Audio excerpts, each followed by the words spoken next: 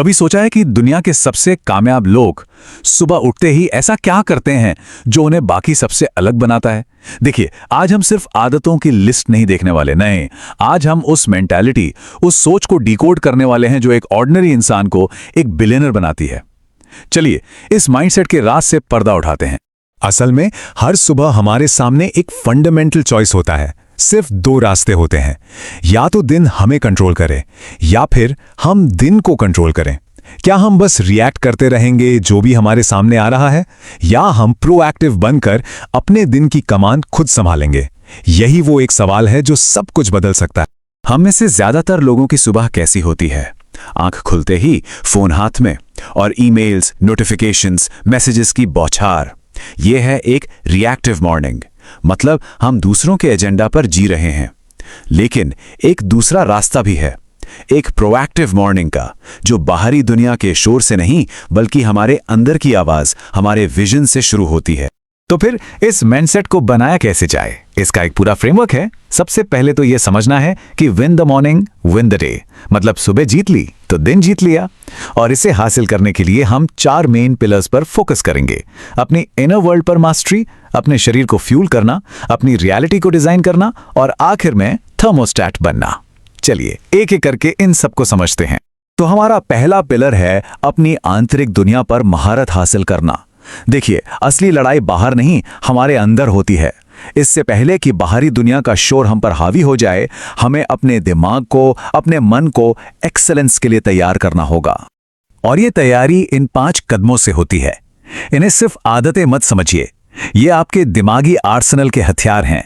अपने सपनों को याद करने से लेकर बेड बनाने तक, मेडिटेशन, रीडिंग और ब्रेन ट्रेनिंग तक, ये हर एक कदम आपके मन पर छाई धुंध को हटाता है और आपको पीक परफॉर्मेंस के लिए तैयार करता है। और इसकी शुरुआत होती है एक बहुत ही सिंपल से काम से, अपना बिस्तर बनाना। सुनने में छोटा लगता है ना, लेकिन ये सिर्फ एक काम नहीं है, ये दिन की पहली जीत है। ये एक साइकोलॉजिकल ट्रिगर है। ये एक पॉजिटिव मोमेंटम सेट करता है जो कहता है आज का दिन एक्सीलेंस का दिन होगा। इसके बाद मेंटल जिम का सेशन जारी रहता है, करीब 20 मिनट मेडिटेशन जो मन को शांत और क्लियर करता है।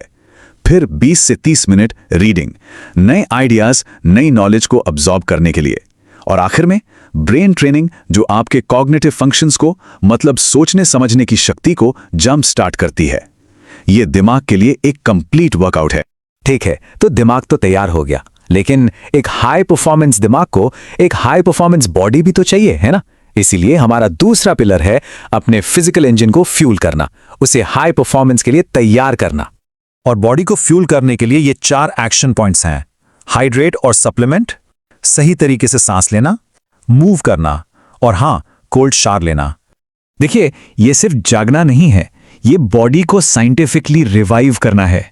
रात भर की डिहाइड्रेशन को दूर करने के लिए पानी पीना, प्रोबायोटिक्स लेना, ताकि हमारा गट, जिसे दूसरा दिमाग भी कहते हैं, वो हेल्दी रहे। फिर ब्रीथिंग एक्सरसाइजेस, ताकि ब्रेन और बॉडी को पूरी ऑक्सीजन मिले।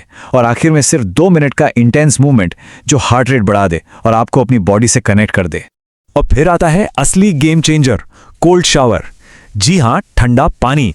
ये सिर्फ नींद भगाने के लिए नहीं है। सोचिए, जब चोट लगती है तो हम बर्फ लगाते हैं ना, ये बिल्कुल वैसा ही है। ये कोल्ड थेरेपी हमारे नर्वस सिस्टम के लिए एक रीसेट बटन की तरह काम करती है, इन्फ्लेमेशन कम करती है और आपको इंस्टेंटली अलर्ट बना देती है।